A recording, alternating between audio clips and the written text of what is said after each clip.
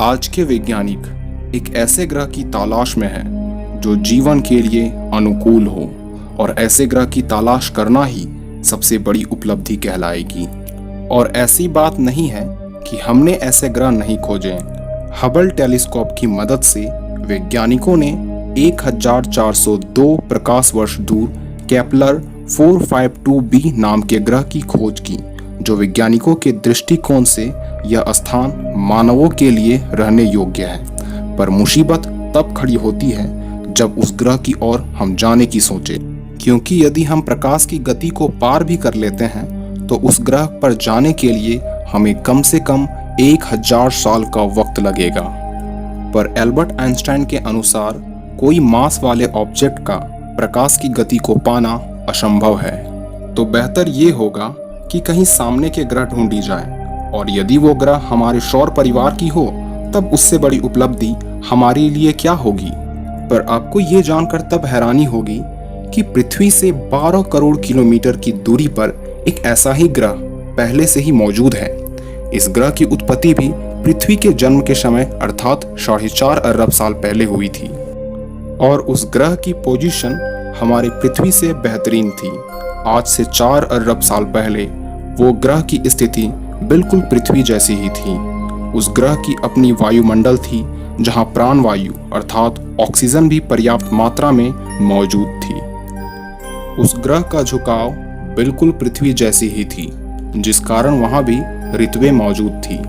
हम बात कर रहे हैं सौर मंडल का चौथा सदस्य, लाल से दिखने वाले ग्रह मंगल के बारे में।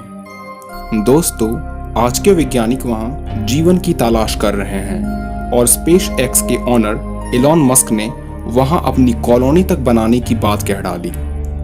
पर सबसे महत्वपूर्ण प्रश्न यह उठता है कि क्या कभी मंगल ग्रह पर कोई जीव था, यानी कोई एलियन का वास था? क्या वो अभी भी मौजूद है या उसकी सभ्यता का अंत हो चुका है? दोस्तों, हमारी पृथ्वी पर एक कोशिकीय जीव की उत्पत्ति 3.5 अरब साल पहले हो चुकी थी, और मंगल में किए गए कुछ शोध के अनुसार पता चला कि वहां जीवन 4 अरब साल पहले यानी पृथ्वी से भी 50 करोड़ साल पहले ही हो गई थी।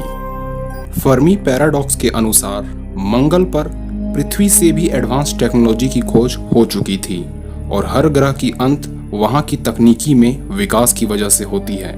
हो सकता है मार्शियन यानी मंगल में रहने वाले जीव इतने एडवांस थे जिन्होंने ऐसे हथियार बनाए हो जो जीवन का समूल नाश करने के लिए पर्याप्त हो, और किसी युद्ध में उसका इस्तेमाल किया गया हो, और इस प्रकार मंगल जीवन रहित हो गया हो, यानी कि मंगल में जीवन का समूल नाश हो गया हो। और मंगल में उपस्थित रोवर ने मंगल में रेडिएशन के होने की पुष्टि की है, जो परमाणु बम के धमाके के बाद निकलती है। इससे इस बात का पता चलता है कि मंगल पर कभी न कभी परमाणु युद्ध हुए हों, और इस प्रकार मंगल में सारे जीवों का अंत हो गया हो। पर कुछ वैज्ञानिकों का मानना है कि मार्शियन अभी भी मार्स पर मौजूद होंगे।